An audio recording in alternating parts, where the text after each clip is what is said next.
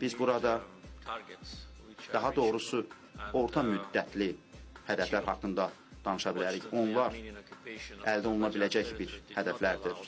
Əfsuslar olsun ki, Ermənistanın hərəkətləri Cənubi Qafqaz regionuna məhz inkişaf etmək imkanı yaratmayıbdır. Bizim bütün şanslarımız var idi. Bütün bu dağıntılara, Azərbaycan xalqının əziyyətlərinə baxmayaraq belə bir inkişaf baş tutmadı. Cənubi Qafqaz regionu həm iqtisadi baxımdan, həm nəqliyyat marşrutları baxımından bu imkanları itirdi və əlbəttə ki, əgər biz Azərbaycan ilə Gürcüstan münasibətlərinə baxsaq, görə bilərik ki, enerji təhlükəsizliyi, nəqliyyat, bütün bu sahələr, sərmayə, siyasi dialoq, bütün bunlar üstünlük gətirir. Əslində, Ermənistan özünü bunlardan məhrum etdi və əslində işğal və təcavüz nəticəsində onlar tranzit ölkəyə də çevrilə bilmədilər. Onlar Azərbaycanın enerji resursları üçün və nəqliyyat marşrutları üçün tranzit ölkəyə çevrilə bilərdi. Neft, qaz və yaxudsa yüklərin daşınması Azərbaycandan Gürcüstan ərazisi ilə gedir və Ermənistan bunun prosesin bir hissəsi ola bilərdi. Bu, onların səhvidir. Onlar öz gələcək inkişafını səhv hesabladılar və beləliklə özlərini iqtisadi gələcəyinə məhrum etdilər. Onların real müstəqilliyi bununla bağlı əngəlləndi. Onlar böyük bir Ermənistan furyası ilə yaşayırlar. Ermənistan ilə Azərbaycan arasında sazişə, əgər belə demək olarsa, saziş imzalanarsa, əlbəttə ki, belə olan halda bu əməkdaşlığın başlanmasından xəbər verə bilər. Düşünürəm ki, biz vaxtı itirməli deyilik. Çünki sülh sazişinə gəldikdə top ermənilərin tərəfindədir və mən bunu